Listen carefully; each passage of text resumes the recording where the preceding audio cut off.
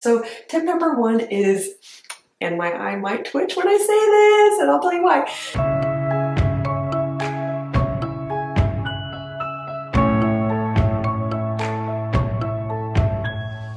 Hey dancers, it's Kirsten. Welcome back to the Confident Dancer YouTube channel. If you don't know me and you're brand new, I'm a high performance mindset coach for dancers, basically meaning that I specialize in helping dancers shift their mindset and overcome the mental and emotional blocks that stop us from performing and feeling our best. So I specialize in helping dancers work through things like self-doubt, which we'll be talking about today, performance anxiety, low self-confidence, perfectionism, comparison, all that stuff that totally gets in our way of being the best dancer we can be and feeling our personal best. So I know that self-doubt is one of the biggest areas that dancers come to me to get help with. And so I wanted to make a YouTube video with 5 specific tips on how you can start to work through self-doubt in the moment when you're experiencing it.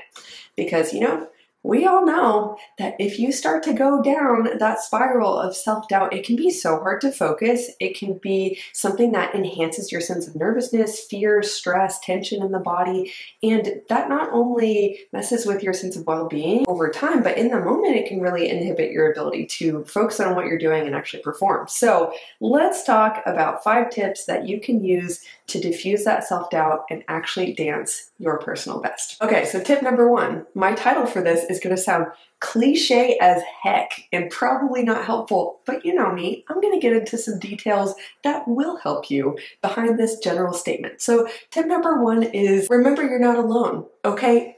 So I kind of cringe when I hear that. I would love to know what you think too. Because for me personally, when someone's like, you're not alone, I'm like, well, that kind of makes me feel worse because personally I would rather other people not be experiencing what I'm experiencing. I would rather everyone else just be happy and great. Like, I don't really want some camaraderie in this personally. I just don't want to feel this way. I don't want other people to feel this way. That's kind of where my mind goes with it. But beneath this general, somewhat cliche title for this tip, let me get into some details of what I mean by this. And by the way, I'm very happy for you if that statement of reassurance actually does reassure you. Maybe my little anal mind just goes in that direction, but for some people that is comforting, and so I want to acknowledge that. But what I mean by remembering you're not alone is I want to encourage you to actually ask yourself a question. And that is something that you'll probably hear me reinforce in so many tips that I give in so many of my videos. The reason why asking yourself questions, self-contemplation, the reason why that is actually so helpful is that first, curiosity with your own mind is a fantastic tool for exploring the deeper roots of why you're thinking and feeling the way you're thinking and feeling and acting, and then therefore why you're getting the results that you're getting. So it's really important to be curious with yourself instead of judgmental. That's a general tip, a general principle. When we are judgmental of what's going on in our own minds, we'll tell ourselves, oh, I know I shouldn't think that. I know I shouldn't feel that. But that doesn't really help you, does it? It just adds more of a sense of shame to what you're feeling, and then you feel more stuck in it. So instead, having that sense of curiosity with yourself, like, where's this coming from? What can I learn from that?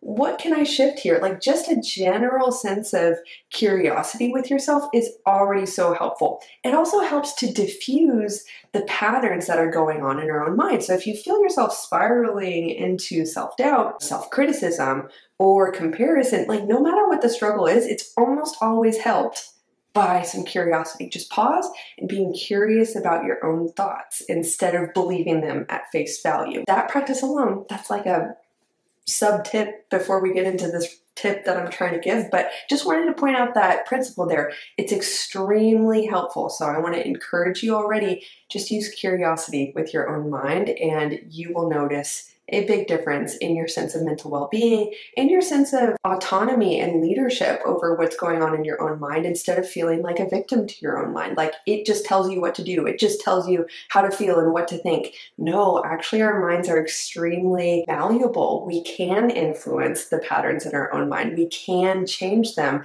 and curiosity is a fantastic first step to start to create those changes that you want to see. So what I mean by you are not alone is our minds love to personalize everything.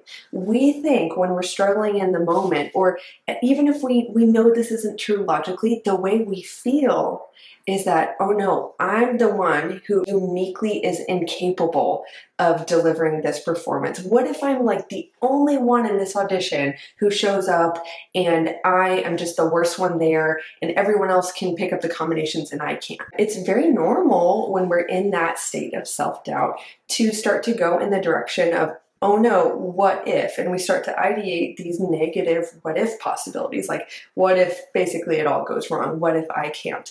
And in those moments, we generally tend to personalize the experience so much. We start to think in a way where it's like, sure, maybe someone else could handle this challenge, but maybe not me. Like maybe I'm uniquely so different and so incapable compared to everyone else.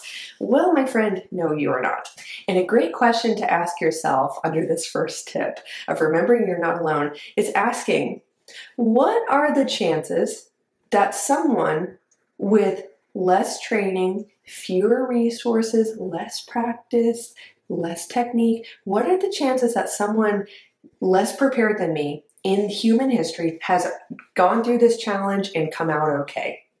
Or what are the chances that someone else has felt the same as me in all the world and they have overcome this challenge too? What if some of the other dancers in the room also feel this way and I look at them and I'm not worried about them?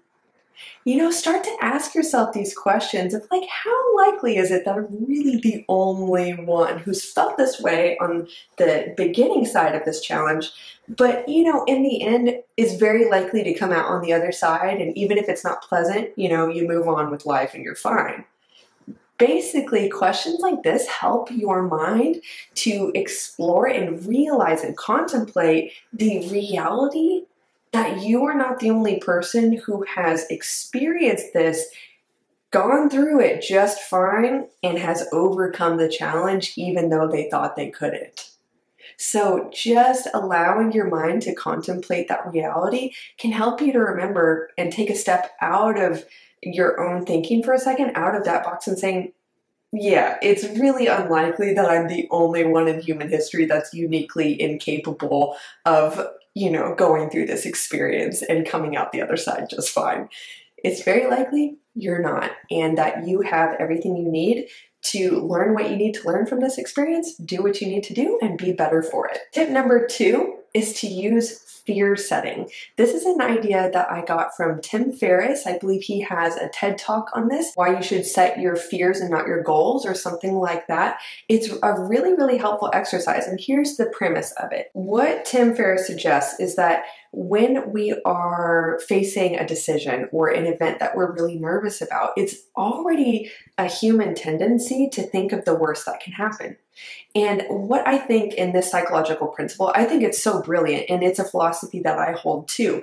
The more we try to resist thinking about the negative possibilities, what we resist persists. Okay, so it's really important to remove that resistance, remove the phobia, remove all that energy we're giving to the fear by actually allowing ourselves to look at it, to remove the phobia from it, to even normalize it and entertain, sure, what if that thing happened? What would I do?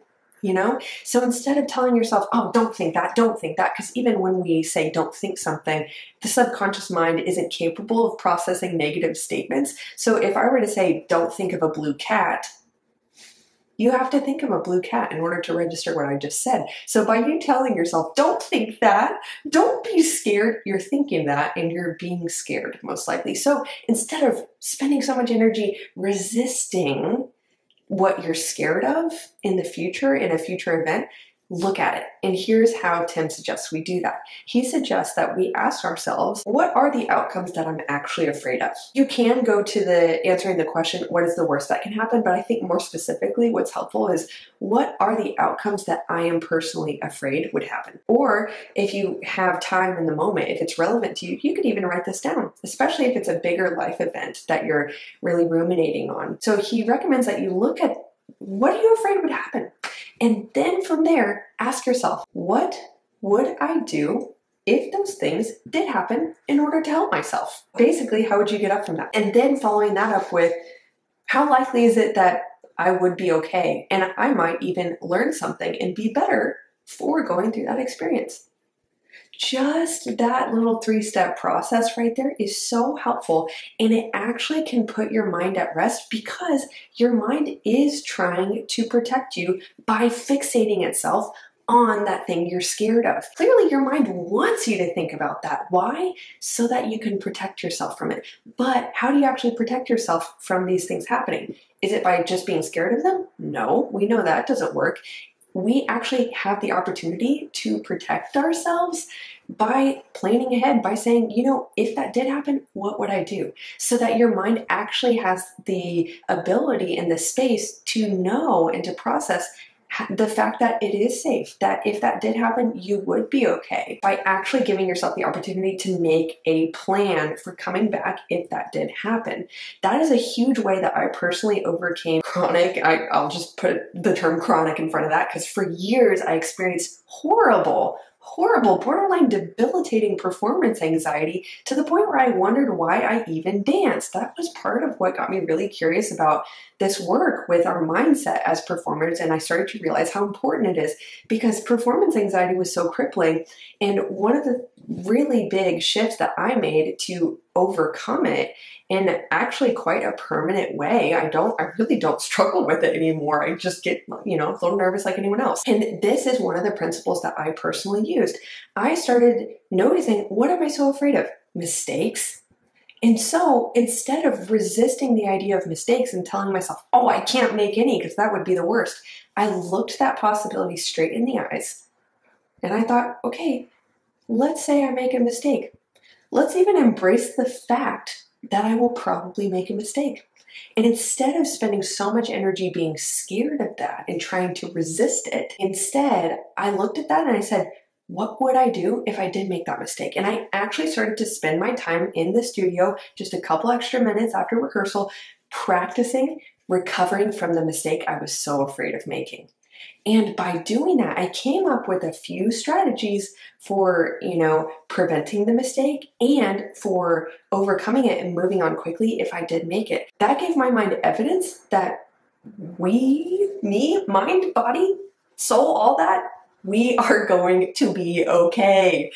There is a plan. So next time that you're facing self-doubt, you're experiencing it, take a moment to fear set. Tip number 3 is to frame the thing that you're experiencing doubt around as a growth opportunity. And if your self-doubt just feels very generalized, it's not specific to a certain event, like maybe certain events like performances or auditions cause it to flare up, but maybe you experience self-doubt on a regular, weekly, or daily basis. First, I would recommend definitely seeking help and working through that with a professional. That is something that I help dancers with individually. Also, therapy can be really great for helping with that. I just want you to know that the dancer-specific support is available. I coach dancers individually to help them overcome things like self-doubt and to develop authentic confidence and practices for mental well-being and all that. So if you are interested in exploring if working together could be a good fit, just visit kirstenkemp.com or theconfidentdancer.com. Both go to the same website and it's linked below. So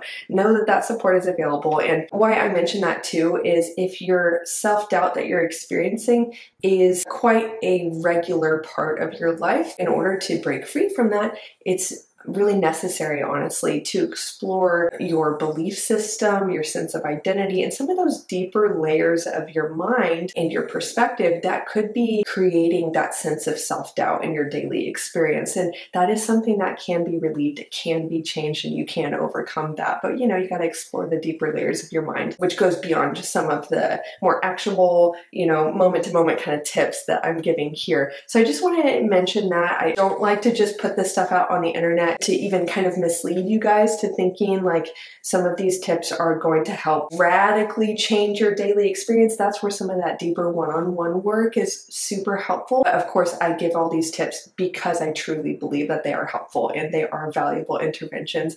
They just have a different purpose. So just want to make that clear right there, just to serve you guys best. I always think honesty is best. Moving on, as I was saying, even if your experience of self-doubt is quite consistent, I think it's so so important to generally adopt the view that the mental challenges you're experiencing are like, always see them as a signal for, as an opportunity rather, that, you know, this is something you can work on in yourself to experience greater levels of confidence, freedom, joy, personal growth. I just think it's so great to reframe some of these experiences we have in our minds as, instead of, this is a sign that something's wrong with me, this is a sign that I'm uniquely incapable, I can't, I'm less than in some way. I don't believe it's a sign of that at all. And generally adopting the perspective that everything you experience is a growth opportunity. Everything is happening for you to help you grow and not just to you to bring you down.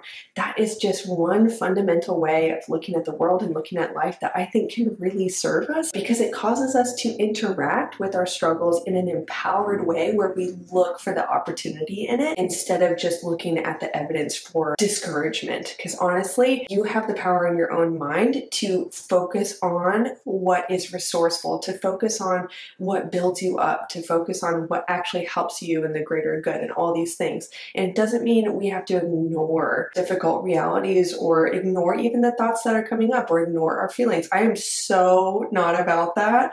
I am so for looking at it so you can do something about it.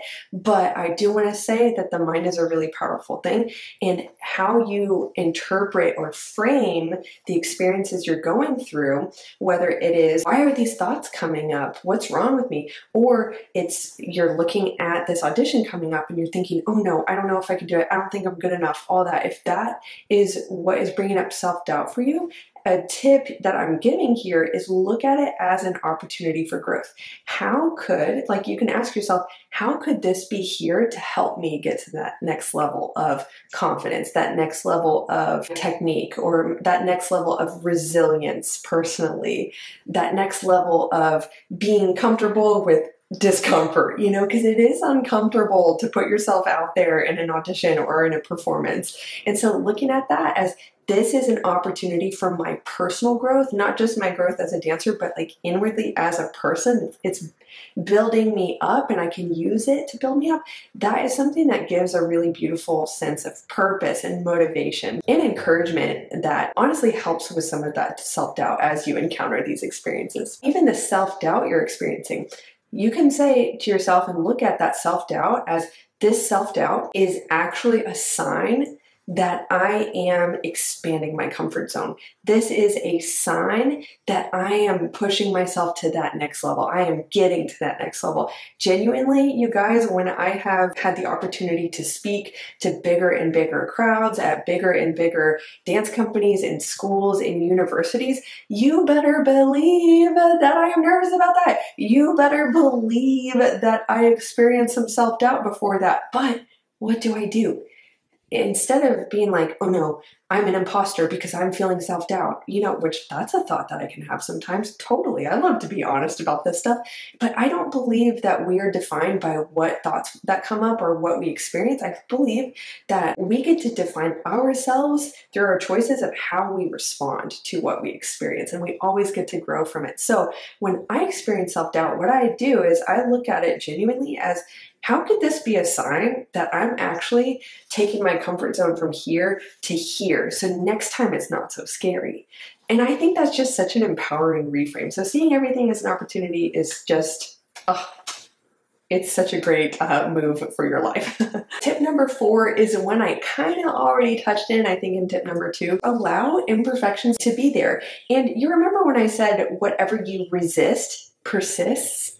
I think that's such a great little slogan to keep in mind, because what I've noticed is pressure is something, with this idea of the pressure we feel is imposed on us and also the pressure that we put on ourselves. That's a huge element that I explore with clients as I coach them individually through things like self-doubt and low self-confidence, performance anxiety. I almost always go through looking at, what are the pressures that you feel? Where is it coming from?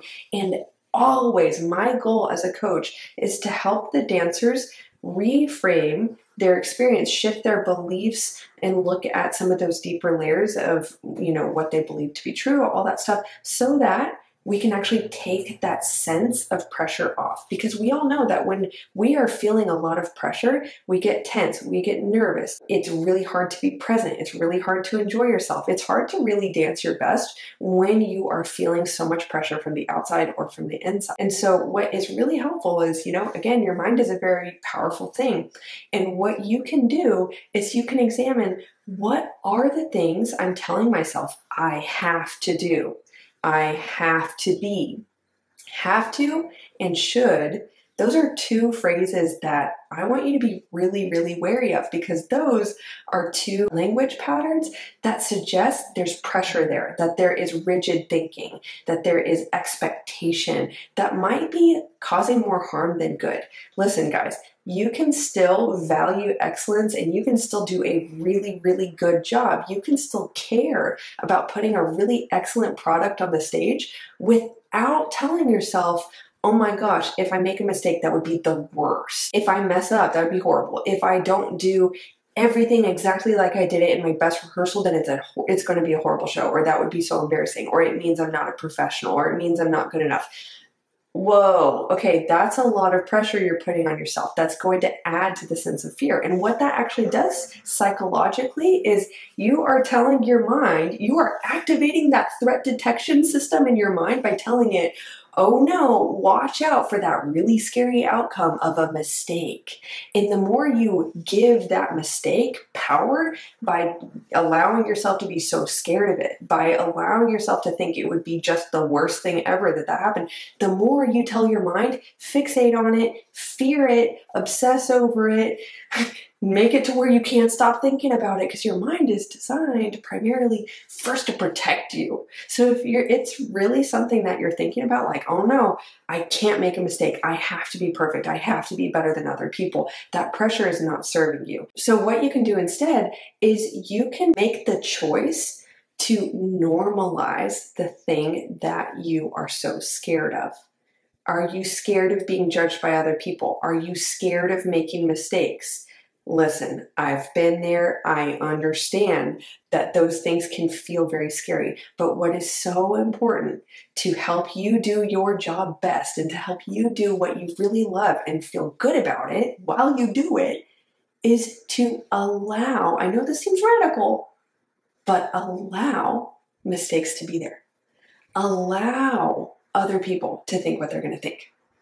Allow yourself, I know this is a lot to ask, to be as you are right now, and for that to be enough. When you allow the thing that you're so scared of to just be there, you are actually taking the power from that thing and giving it back to yourself, to relax, to be present, to be able to focus on what you do want, how you do want to perform. I cannot emphasize enough how big of a shift that is and how much more calm you're going to be able to feel. So instead of resisting mistakes so much and fixating on them and saying they're so bad, what you can do is you can say, it's understandable if mistakes are there. What am I going to do if they do happen? I'm going to just go segue straight into point number 5, which is to focus on what you want. We spend so much time, especially when we're in that pressure, black and white kind of mindset of there's good and bad, you can't make mistakes, all that. When all that pressure is there and you're allowing it to be there in your own mind, then what are you doing? You're focusing on what you don't want. You're rehearsing it in your mind. You're giving it all the mental space. Or not all, but there might only be that much left for thinking, how do I want to interpret this character? How do I want to interpret the musicality in this combination? How do I want to do this combination? How much space do you actually leave in your mind? Or how much space do you create in your mind to focus on what you want? Whoa! A lot of dancers don't leave space for that. So, my friends, this is your friendly reminder.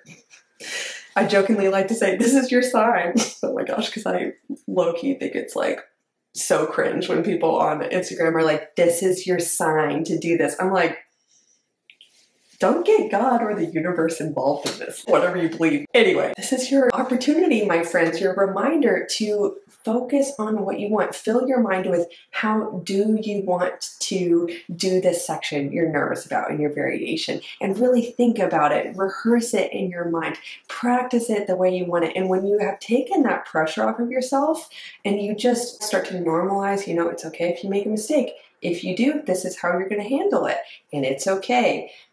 Then you actually are going to be able to be calm, to be present, and to focus on what you are going to do, what you want, what you can do, all that good stuff. So my friends, this has already been a much longer video than I anticipated. Story of my life, story of the Confident Dancer YouTube channel, but I hope you're here for it. I hope you really enjoyed this, and I know that these tips are helpful. And so my charge to you is to make them helpful for you in your own life by putting them into practice, okay? You gotta go do it, my friends, to feel the difference. Don't just let this video just be some fun inspiration for you. Put it into practice, because I want you to feel confident.